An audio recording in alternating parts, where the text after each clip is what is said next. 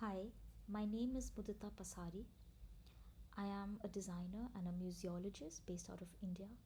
I'm the co founder of a museum called the Gatherarium Foundation, and we are working towards redefining museological experiences. We are questioning how museums should be formed.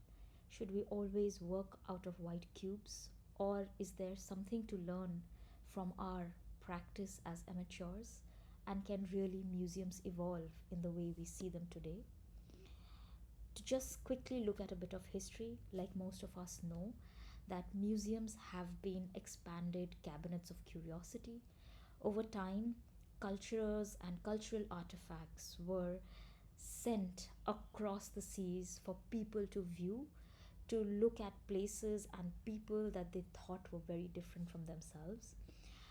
There were many, many types of artifacts that were imported and really put together in buildings to be looked at, of course, in awe, but also in differentiating from our culture and our practices. As we know, this was a very, very violent way of taking these artifacts sometimes. People believed that they had a certain right to artifacts that they found and could carry to their own country. This has happened with multiple colonies across the world. And today, of course, we use methods like land acknowledgements to really talk about the places that we have acquired which were not originally ours. There are many artifacts across the world sitting in massive museum halls waiting to be repatronized. And yet, the practice was never about taking one, two, or a few artifacts that teach us about a culture, but rather about taking as many as we thought was our right. And this practice of the past and the present is constantly in a tug of war with each other. There are many other ways to visit histories, to look at cultures, to look at societies. And here are some examples of how people have brought the old and new together as a juxtaposition.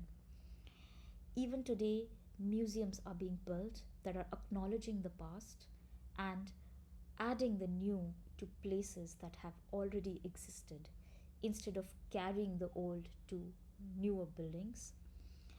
One such place, of course, is the Acropolis Museum, which is built around an ancient city instead of carrying artifacts from the city elsewhere. It acknowledges what is missing and celebrates what exists. There are many such examples even in India which are trying to break the white cube of a museum, bring museum artifact and experiences to the locals who never have access to what really could be a museum, to visit histories the way you and I can.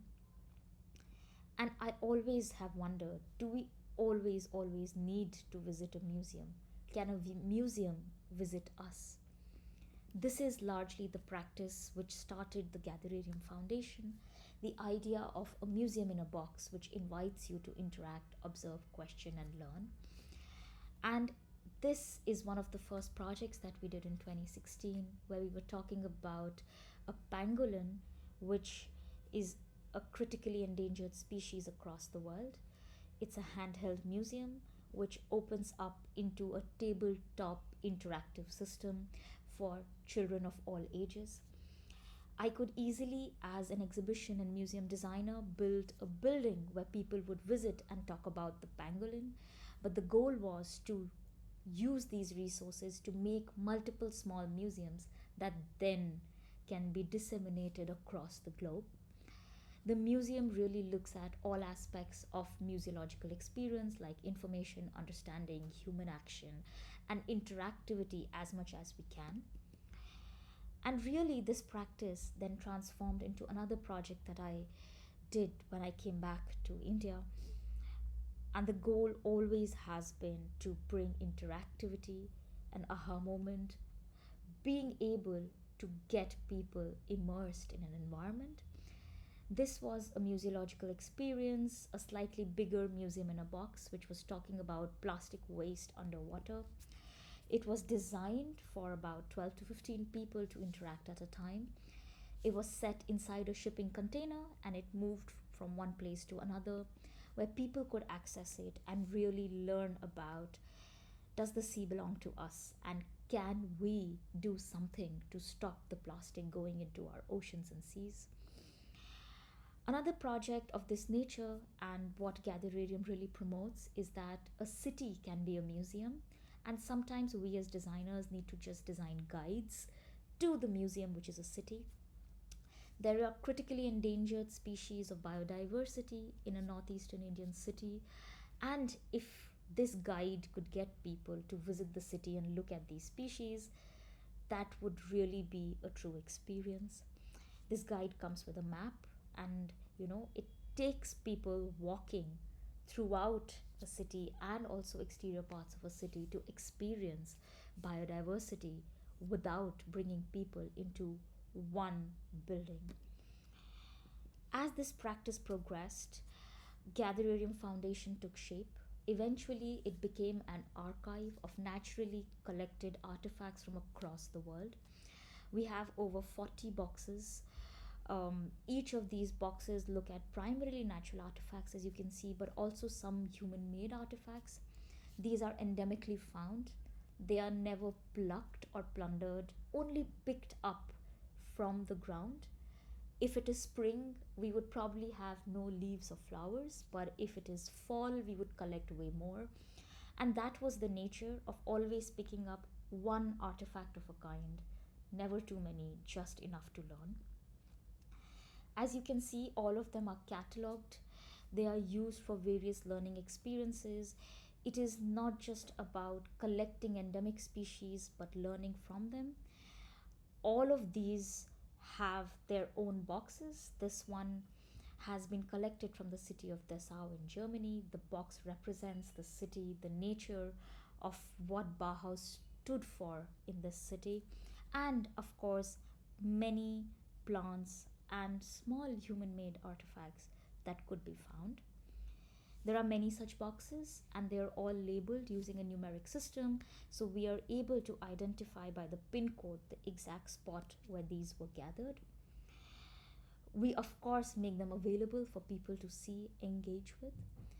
And just to show you, the catalog is really immense, from the US to cities in India to villages in northern India to two very distinct places in Germany where the box itself talks about the place and what is found there, and genuinely developing a system for people to view them and interact with them, knowing that none of these artifacts will live forever. They will return to dust, as these are natural artifacts which have not been artificially preserved. We, of course, do public exhibitions, like one which was done in collaboration with Muji. People can just walk in, interact with us, be able to look at these artifacts, learn from them. We also do sessions with school children, teach them about what are museums. Can you make something like a micro museum? On the right, you see an example that a student made about experiences in life.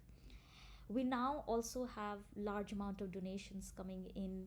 On the left, you see series of soil being collected by various people and being donated to us. And currently from India, we have at least 35 soil samples from across the subcontinent. On the right, again, a piece a student found and has sent us this piece saying, it's part of your collection. And really, this has become a practice of gathering not just artifacts but experiences, people, ideas, and putting them together in a learning environment, reimagining what museums can mean, and experiencing or experiencing a fleeting moment of time, a smell, a color, which will slowly fade, which will slowly change, which will slowly become dust. And it is okay, because it would be then replaced by another micro museum from a different place.